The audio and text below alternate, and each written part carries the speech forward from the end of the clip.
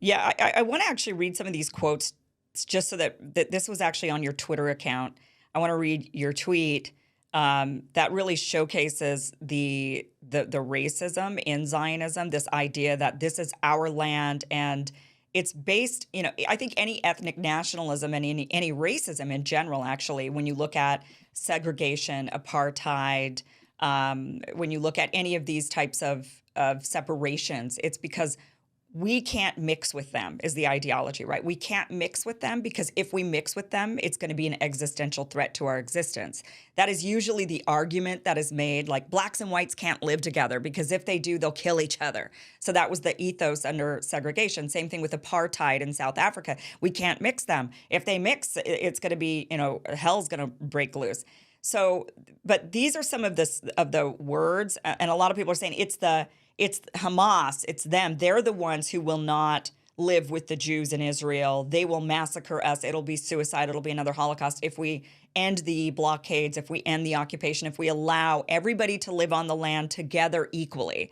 Then it will be the end of us, and not just the end of the Jewish state, the Zionist state that says the Jewish people are the premier group in this country. We don't, America's for Americans, be you black, white, brown, Asian, be you Muslim, Christian. Is it predominantly white, predominantly Christian? Yes, but we don't have anything in our Constitution that says anymore that this is a country that favors one group over another.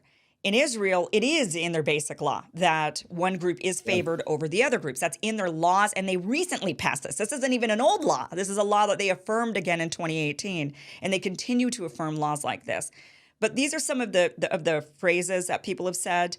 Daniel Hagari, Israeli Army Spock, says, "We are dropping hundreds of tons of bombs on Gaza. The focus is on destruction, not accuracy." So they're not trying to pinpoint Hamas and go after the bad guys. They're just trying to destroy the place. Here's another one, Ariel Kalner. She's an Israeli politician of Likud, which is Benjamin Netanyahu's political party. Now there's only one goal, Nakba, which Nakba to the Arab population means catastrophe. That's what that word means. And it back in 1948, they had a Nakba where 700,000 of them were pushed out of what is now Israel proper, and they were massacred and pushed out and put into refugee camps. And so this woman says, now there's only one goal, Nakba, a Nakba in Gaza that will dwarf the Nakba of 1948. Mind you, these are not old quotes. These are quotes from this current conflict. This one, Ezra Yakin, Israeli army veteran, says, wipe out their families, their mothers, and their children. These animals must not be allowed to live any longer. Tali Gottlieb, who's an Israeli politician, also of the Likud party. Jericho missile, that's like a nuke, right? Jericho missile, doomsday weapon, that's my opinion. Powerful rockets to be fired without borders, Gaza to be smashed and razed to the ground without mercy. President Herzog, the president of the country, says it's an entire nation who is responsible. This rhetoric about civilians not being involved is absolutely untrue, and we will fight until we break their backs. And Maya Golan, who she says she is racist. She literally comes out and says, yes, I am racist. I'm racist because that's self-preservation. She's literally said this. She's a young Israeli woman who is in a position of power, very controversial when she was made the Israeli Minister of Women's Affairs because she says I'm a racist, point blank. She says, I want to tell the world what they have long known about me in Israel. I don't care about Gaza. I literally don't care about Gaza. They can go swimming in the sea. So this is the rhetoric that is coming out of the Israeli political group. This is not just fringe people online. These are people in positions of power, and they're saying very genocidal rhetoric. If this was reversed and these were politicians coming from anywhere else in the world and saying this type of stuff about Jews, but then they say, well, Hamas says this about us, so it's okay for us to say this about Hamas because they say this about us. I mean, this is how do they get out of this? What do you think the solution is? This will be my last question for you. What would you do as president? So Kim, when I found those quotes and I put them up, right? The reason I wanted to do that was to, again, education. I believe ultimately, I believe in working people do not want to live like this. Right. If you look at Malcolm X spoke a lot of ethnic nationalist rhetoric during his life, right? And then when he went to Mecca and he actually saw, wait a minute, these are all different people of all different backgrounds, and I've actually been manipulated by Elijah Muhammad, who was an ethnic nationalist. Sort of, he created a version of Zionism for blacks, right? Hmm.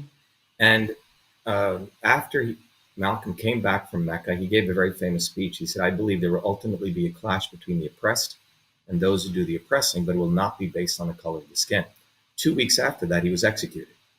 So they do not, though the swarm does, it gets back to the central thesis I have, does not want working people coming together to define what is in their class interests. That's what this is Right. about.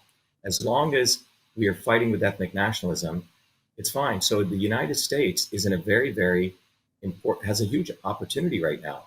And I think it's the opportunity for us to educate people on what is Zionism. So if I were president, I know the presidency is corrupt. I know the legislature is corrupt. I know the judiciary is corrupt. What would I do? I would do a video with you, just like we're doing right now, Ken, but we reach 8 billion people. The goal is one individual cannot change the world. We have to raise people's consciousness Hmm. to understand that ethnic nationalism, this entire thing, is not in your interest. The swarm is very clear: power, profit, control. How is it to your interest to be supporting Zionism in Israel? What has it actually done for you? Well, it prints more money.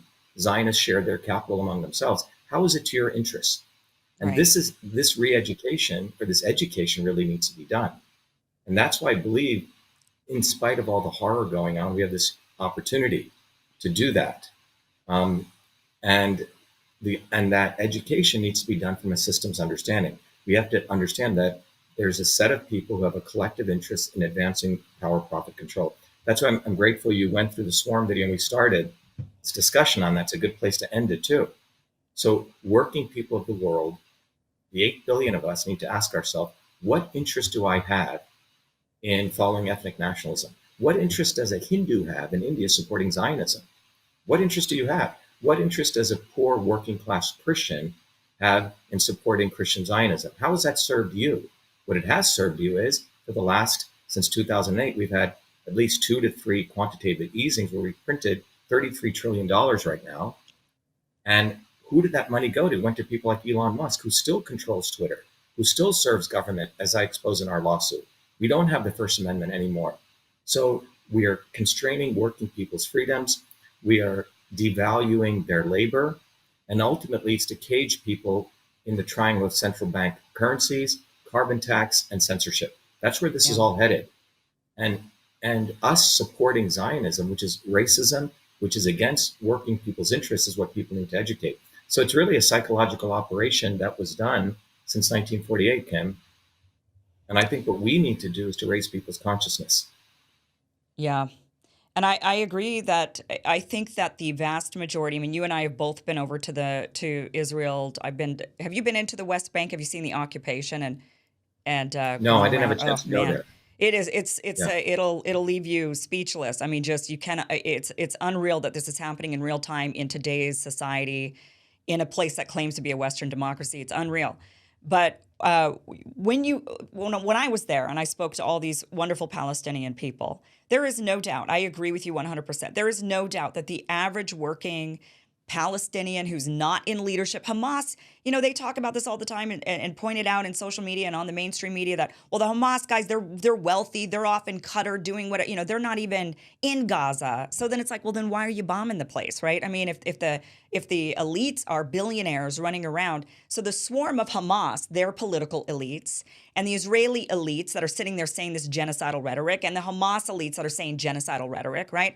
The vast majority of the people of Israel and the people of Palestine just want a better life. They just want to work and have a good life for their children, for themselves, have homes, have opportunities. That's all they want, and they could absolutely do it together. I have no doubt in me after meeting the Palestinian people, after being around in Israel and seeing the average Israelis, they could absolutely live together and have a prosperous, wonderful life, just like we've been able to do here in the United States. You and I, as people who are not white, we do believe that we can make it. We can work in this country, that we have opportunities. We don't have to be separated and segregated from one another. We don't need to live like that.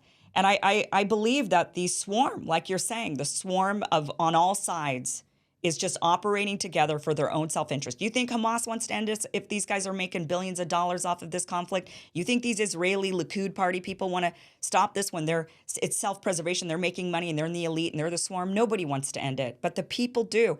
And you're right, we have to rise up, we have to get the message out, and we have to say the people, this is for the people. This is what the people want. We want to end this division and this hatred and this rhetoric that's meant to divide us and keep us separated, just to keep them going, keep the swarm going. That's all we're doing. And you have really, really wonderfully pointed that out.